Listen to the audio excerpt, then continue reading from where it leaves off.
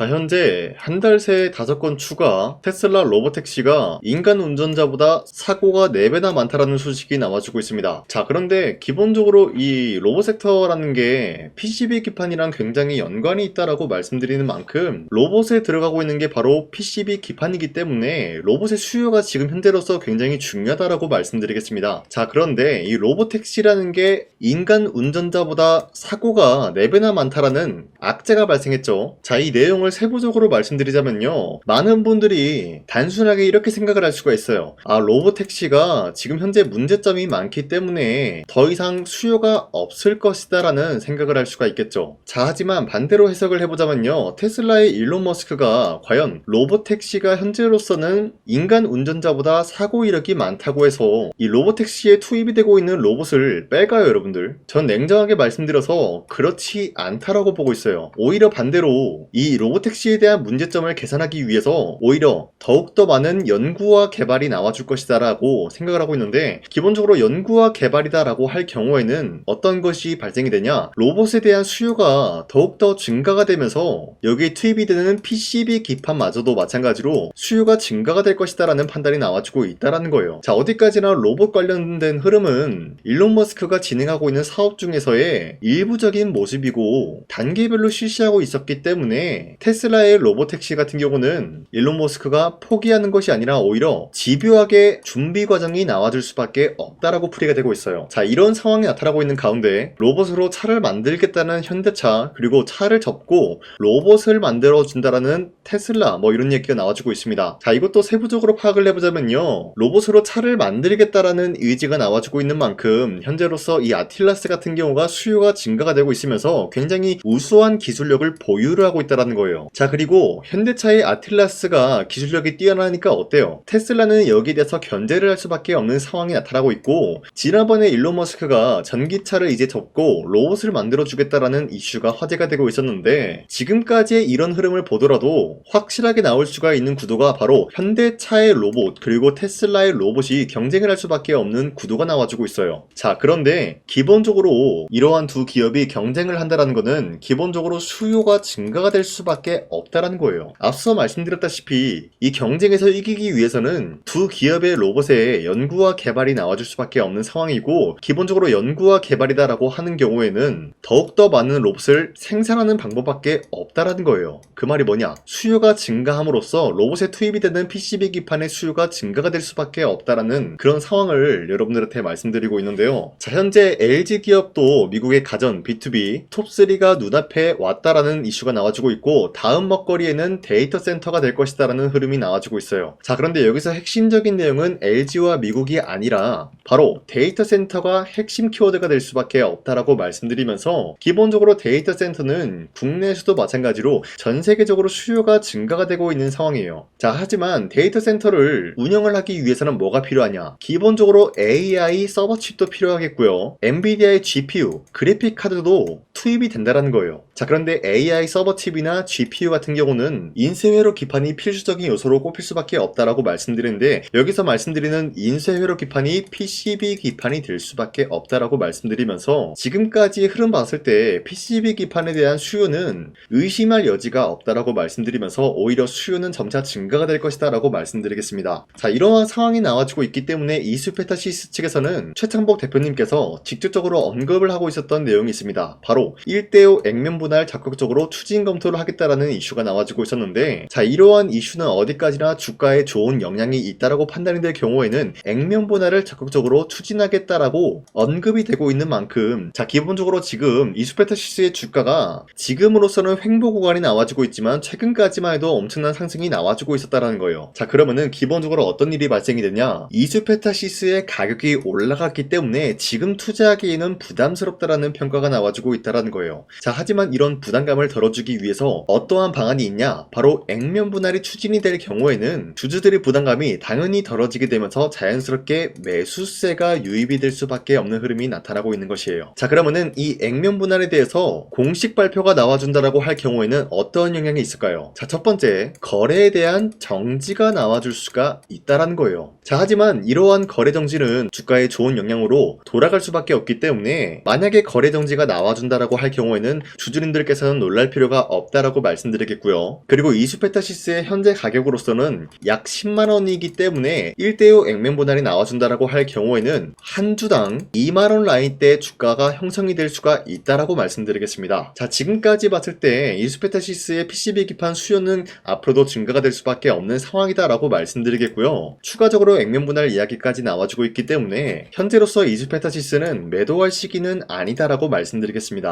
자, 그리고 코스피가 현재 6,100원대까지 올라가지고 있는 모습이 나타나고 있고요. 월봉 차트로 봤을 때 코스피가 현재까지 역대 최고치를 달성하고 있는 모습이 나타나고 있어요. 자, 어찌됐건 최근에 코스피가 상승세가 나와주고 있는 이유는 새로운 주도적인 종목이 만들어지고 있으면서 여기에 따른 여파로 코스피 역시 상승세를 보유하고 있다는 거예요. 자, 그렇기 때문에 지금 같은 상황에서 우리가 아무 종목을 공략을 한다라고 할 경우에는 수익을 본다라기보다는 손실을 볼 위험이 있다라고 말씀드리겠습니다. 자, 그렇기 때문에 여러분들이 더 이상 아무 종목 공략하시고 손실 보지 마시라고 저 강산이가 종가 베팅을 통해서 3가지 종목을 선정해드리고 있었는데, 보신 바와 같이 2시 4분에서 6분 사이에 3가지 종목 공략을 도와드리고 있었죠. 이 시간대에 여러분들한테 종목 선정을 도와드리고 있는 이유가 어디까지나 종가 베팅이라고 적혀있는 만큼 종가의 종목들 공략하시고 다음날 자율적으로 매도를 하라고 말씀드리고 있는 거예요. 자, 보신 바와 같이 현대차와 기아, 현대건설 이렇게 3가지 종목을 선정해드리고 있었는데 이 종목을 24일에 드리고 있었죠, 여러분들. 그리고 이러한 종목들은 여러분들한테 아무런 종목을 공략해드린 것이 아니라 기업들 간의 강력한 단발성 호재가 나와주고 있었기 때문에 여기에 대한 기대감으로 인해서 매수세가 유입이 될 수밖에 없었다는 거예요. 자, 그렇기 때문에 현대차 같은 경우는 60조 캐나다 수소 인프라 제공 기대감에 의해서 여기에 대한 매수세가 유입이 될 수밖에 없는 흐름이 확보됐고요. 두 번째, 기아 같은 경우는 미국 조지아 공장 500만 대 생산 돌파 기대감이 있었기 때문에 매수세가 유입이 될 수밖에 없는 흐름을 확보했습니다. 자, 그리고 마지막으로 현대건설 같은 경우는 글로벌 원전 대규모 수주에 대한 기대감이 나와주면서 원전에 대한 섹터는 아직까지 건재하다라고 말씀드리겠습니다. 자, 이렇게 말씀드리면 여러분들이 헷갈릴 수가 있기 때문에 첫 번째 현대차부터 보여드리자면요, 2월 25일 보시면은 주가가 11%까지 장대 한봉이 나왔다라는 거예요. 그리고 종가 9% 상승 마감이 되었기 때문에 이 종목 24일에 여러분들한테 공략을 드렸죠. 이때 이 종목 공략하신 주주님들은 아무리 못해도 9%에서 11%에 대한 상승을 공략을 할 수가 있었다라는 거예요. 자, 그리고 두 번째, 기아 같은 경우도 약간의 윗거리가 달리면서 빠졌지만 14%까지 장대 한봉 나왔고요.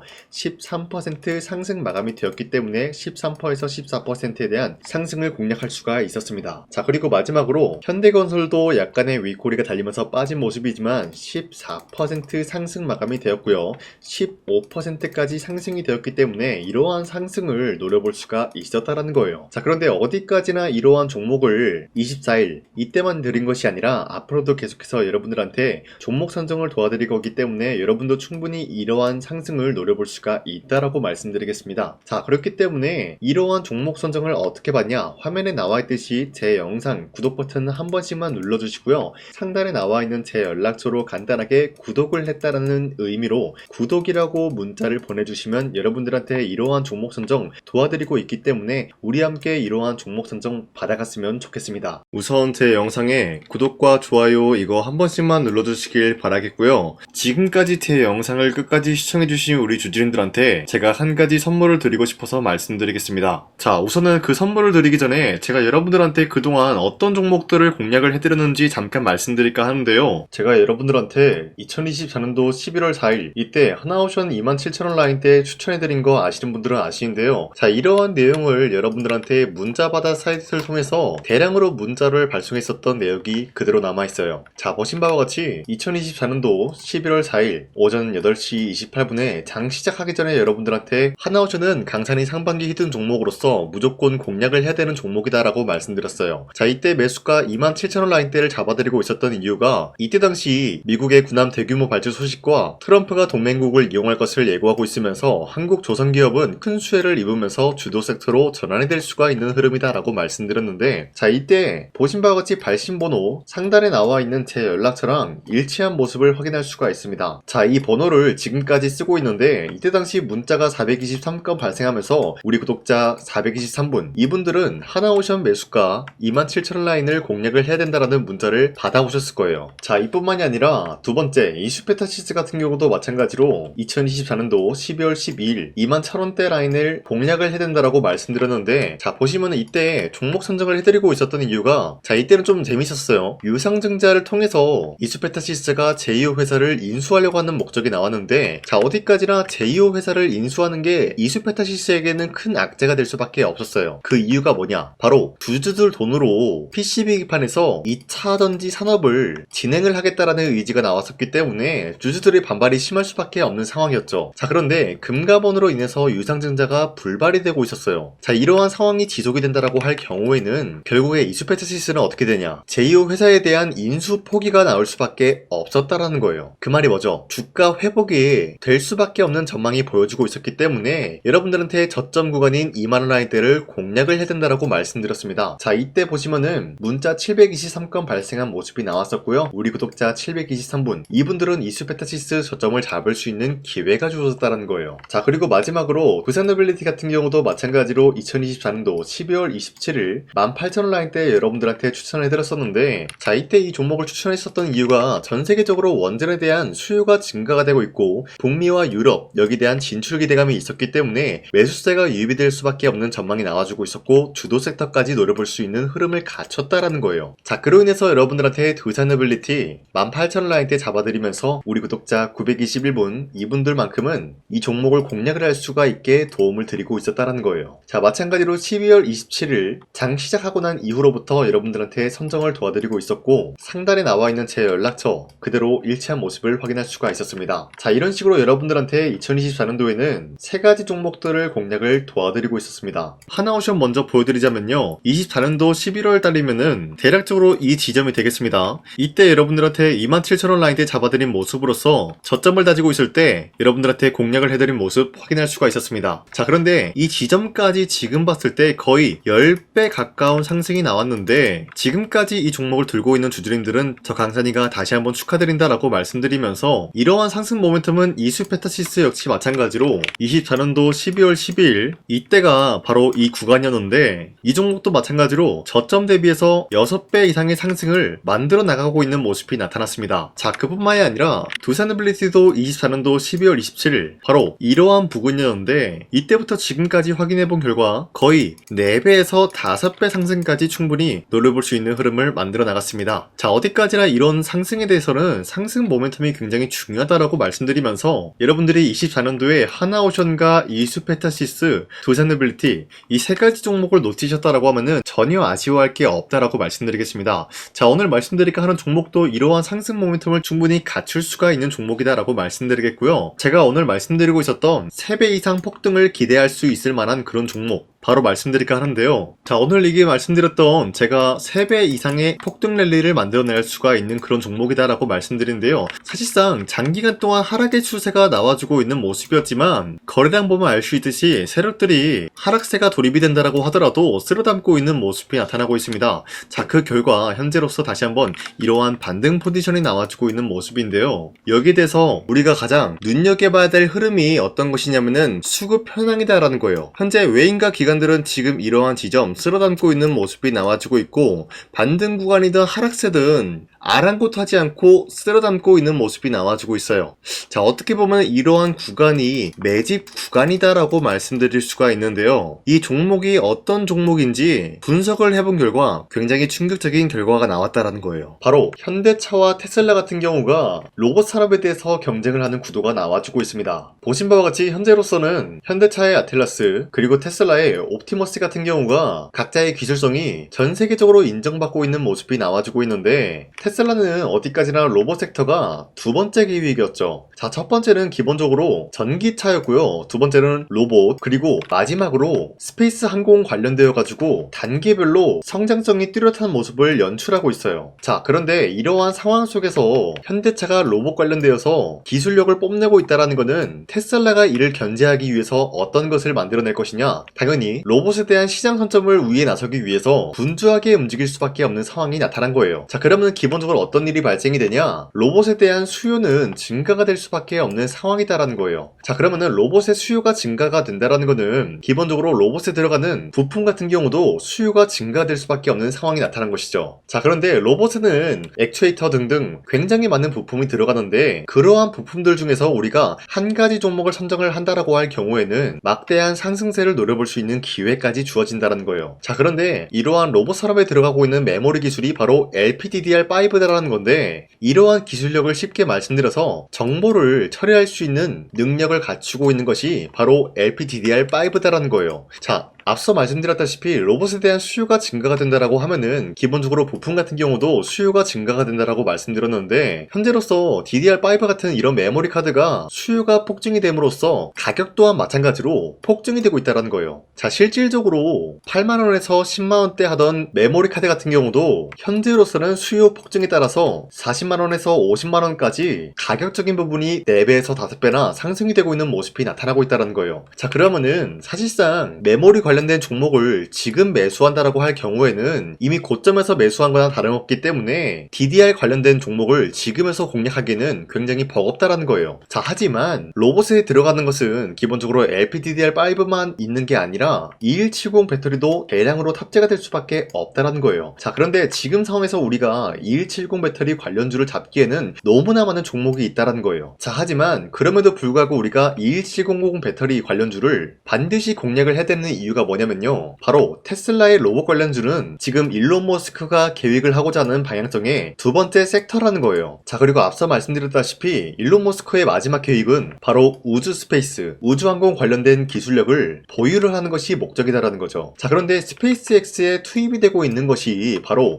21700 배터리이기 때문에 2170 배터리의 수요는 앞으로도 점차 증가가 될 수밖에 없는 상황이기 때문에 우리가 2026년도 반드시 잡아야 될 종목은 2170 배터리다라고 말씀드리겠습니다. 자, 그런데 기본적으로 2170 배터리 관련주를 아무 종목이나 공략을 하는 것이 아니라 국내 소부장 기업들 중에서 테슬라의 2170 배터리를 만들기 위해서 필수한 기술력을 납품을 해주는 기업이 있다는 거예요. 자, 그런데 이러한 기업의 성장성은 앞으로도 분명히 뚜렷할 수밖에 없는 게 앞서 말씀드렸다시피 전기차에도 들어가고 있고 로봇 섹터에도 들어갈 수밖에 없는 흐름 만들어냈다는 거예요. 자, 그뿐만이 아니라 스페이스라는 막대한 사업에도 투입이 될 수밖에 없는 흐름이다라고 말씀드린 만큼 우리가 국내 이 기업을 반드시 공략을 하게 될 경우에는 막대한 상승세를 노려볼 수가 있다라고 말씀드리겠습니다. 자, 이러한 구조가 있었기 때문에 여러분들한테 이렇게 말씀을 드리고 있는 것인데 현재 이러한 구간에서는 외인과 기관들이 쓸어담고 있는 모습이 나와지고 있었고 그동안 주가가 하락세가 돌입이 되더라도 계속해서 거래량이 발생이 되면서